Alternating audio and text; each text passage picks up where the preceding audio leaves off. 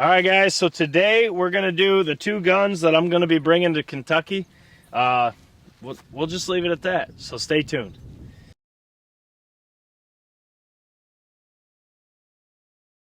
All right, guys, so I'm going to make it happen. I've actually bought a mattress for the back of my truck, got a fan to keep the truck cool overnight. I'm just going to sleep at the public I hunt. Now, what we're going to do is the two guns I'm going to take, well, one of them, probably both. First one up, I never thought I'd say this again, but it's a 12 gauge. This is a Mossberg 940 Pro. We have the ADE Apollo in the cutout receiver, which matches for shield footprint. Now, the setup I'm going to take, I'm going to have the trulock 650. I'll go over the shells in a minute, but that's for the 12 gauge. But just for reference, you can see here, this is my SA28, right? How should I hold it? Should I be like this? Would that be better? Top of each other, yeah. Now you can see that the 940 is actually shorter than the SA28 by a couple inches. It's not much, but this gun feels and handles like a 28 gauge, but you get a 12 gauge payload with no sacrifice in patterning. This thing is a hell of a gun. But this is still my favorite setup. This is my Mossberg SA28. This one I have a Holosun 407C with Meadow Creek mount. You can see the shot cams on this one. And then the choke is the Code Black Turkey 515. Now, what I'm thinking for ammo, we cannot shoot this load in New York, so it makes me want to take it afield elsewhere. Personally, I'd much rather shoot 8s over 9s or 8s over 10s, but we only have the Old Tom blend. We don't have the sheen, so I want to make sure we have the right box, even though it's the same goddamn thing. You could just put a sticky note on it and say sheen. But these are the loads we're working with. Both are greenleaf, both are Apex ammunition, clearly. Then you got, what is it? Ounce and 5/8? No.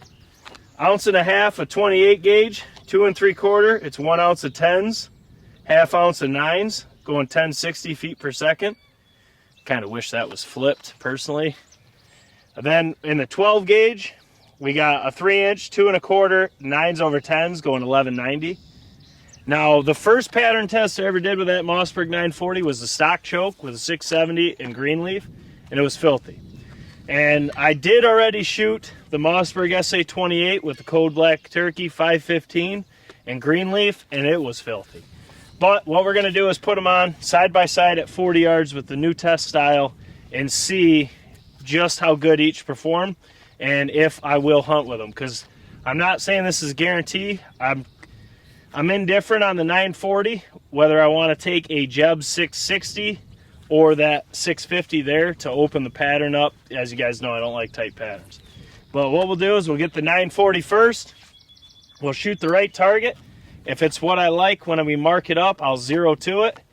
And then we'll shoot the greenleaf and the SA28 and same thing. So let's just get right to it. All right, so here we go. We got Mossberg 940 Pro. We got trulock 650. Now this is the TSS trulock. And we have Apex greenleaf, 9s over 10s. We're at 40 yards. I'm putting my ears in here to keep my hearing good, so I can hear them turkeys.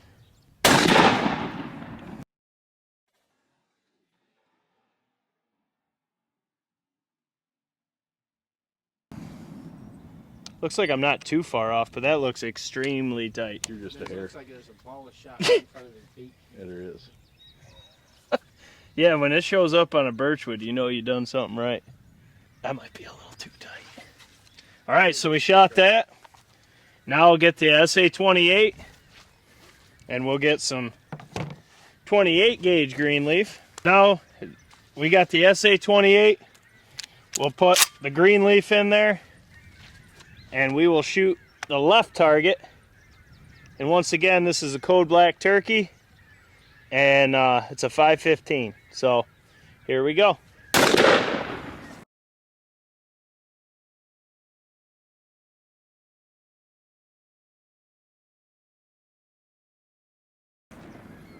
low on that one. Yeah, that's how it shot last time I shot this. Like I said, if I like it, I'll zero quick to it. But all right, so we shot both. We'll get the 12. We'll mark all the hits, and then I'll make my decision down there. And what we'll do is, if I like it, we'll zero right into it. So it's just set up and ready to go for Kentucky, and we're good to go. Catch you down there. All right, so once again, this was the first pattern test for what I could use in Kentucky. Time to see if what I was thinking is going to work, or if we're going to make a tweak and make a video later. So let's look at the SA28 first. Now this is the quick overlook before we put the 12-inch on, but this is the second time I've shot this. I'm not zeroed to it, and once again it was low left as the first time. But again, with 2 tests, it gave me exactly what I'm looking for. I mean, I don't like screaming tight patterns. I never have.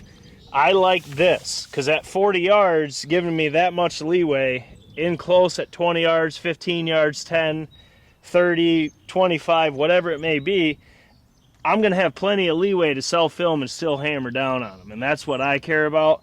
I don't need screaming tight to 40. Good odds is I'm not going to shoot at 40. So that looks really good. We'll look at it more in depth in a minute. With the trulock and the 940 Pro Turkey with the greenleaf, first things first, there's a lot of flyers over here. It's the only thing I don't like about this. Initially, I was thinking it was going to be way too tight, seeing this, because when these birchwood cases suck as bad as they do, and you can see it from where you shoot, you know you done something to them. There's a shit ton of pellets right there. I mean, outside of these flyers, I think this is one filthy setup. But I'm curious to put the Jeb 660 side by side this and see which one I like better. I think the 660 might control the flyers a little bit better and give me a more uniform pattern like this, but only one way to know. So now we'll take targets off, get the 12-inch on there, find the core, do all the fun stuff. We'll catch you in a minute. All right, so we'll look at the SA28 first. We got the BCO 12-inch on there. Now, first up, we do have a couple flyers up here. It always seems to be one up top. You notice that? There's always that one guy that just didn't quite get the memo to stick with the team. You don't have to worry about those little guys. The introverts, extroverts, or whatever the hell the other one is. But anyways, so you have a perfect hunting pattern in my eyes. Now at 40 yards, you can see in the 12, there's really no voids. I mean, marginal at best. But you have a ton in a 10-inch circle. You have a perfect pellet count around a 12-inch circle at 40 yards. And then if you were to put a 20-inch circle on here, you would have most of that payload in a 20-inch circle. You'd have more leeway than you even need for a turkey. Yeah, this is perfect. This is, personally, I still think the best, hopefully the wind ain't that bad, but personally I still think the best duplex load is 8s/9s in any gauge. Well, let me be clear, 28, 20, 12. But we can't shoot 10s in New York, so I really do want to take this afield and try to kill a turkey with it. Kentucky, we can. So that's why I went with greenleaf for this, because in New York, I'm going to hunt 8s/9s in both of these guns, so as of right now. But you can see here, I mean, missed one. Those papers get you. You can see, I mean, you got an outstanding hunting pattern. I have no doubts I would hunt this, and I'm going to zero that gun right after this to that. So I'll put it right here, because I always put it put the reticle a touch low, if you will. So I aim waddles so it hits perfect. That's just how I've always done it. But that's filthy right there. That is exactly what I'm looking for. Moose, if you want to film or zoom in on the 12-inch circle. I'm on there. Okay, so Brock Granger, you might as well get your counting fingers ready. That should have a heck of a count in the 12. And now we'll go look at the 940 now that we got the 12-inch circle on there. All right, so here's the pattern with the trulock 650 with the 940 Pro Turkey 18.5-inch barrel, greenleaf 12 gauge 9s/10s, 2 1/4 ounce. Now first, the only thing I don't like is these flyers over here. There's a lot of them. So I'm wondering if a 660 will kind of make it a more uniform. Suck this in, open that core up a little bit, just give a real uniform pattern. Regardless of that, That 650, initially it looked extremely tight, which it is. I mean, there's a ton of shot in a whatever circle you want to draw. But, I mean, look at the coverage here. So there's absolute coverage of the 12, and then there is actually quite a bit of leeway here because you do have a bunch right around what would be probably a 15-inch circle. So most of this load, again, would be in a 20, but I'm just curious to see if the 660, I'm thinking Jebs, would help suck these in, maybe open this up a touch. I'm okay with more shot being on the line or just outside the 12 at 40 yards. Because both of these loads actually would give me really good patterns at 20 yards or 15 or 23, whatever it may be. I mean, I'm curious to see what you guys would hunt, so put them in the comments below. I'm probably going to take both of these guns and then just pick one, and whatever, if I do kill one in Kentucky, then I'll hunt with the other in New York. But are you zoomed in? I just zoomed in on her. Yeah. Perfect. So if you guys want to try to count it. Put it in the comments. I'll pin it like I always do. Someone else besides Brock get this one because he gets everything. He is just slamming them out. So someone else has got to get on board here and start counting some patterns. It ain't going to be us, I can tell you that. But now looking at them side by side, you can see here, just looking at the 12s, they're very similar. So once again, you really can't compare TSS in a 12 gauge to TSS in a 28. But you can see what you're getting with a 28. And then you can see what you're getting with a 12. Now in this instance, that 940 is a really light gun. It's very compact, feels like a 28 gauge. But if you really wanted to, you can see just how effective a 28 gauge is in pure pattern performance, even side by side of a 12 gauge. There's less flyers, it's not less depth, I can tell you that. That's gonna hammer turkeys just like this. So you can kind of see that.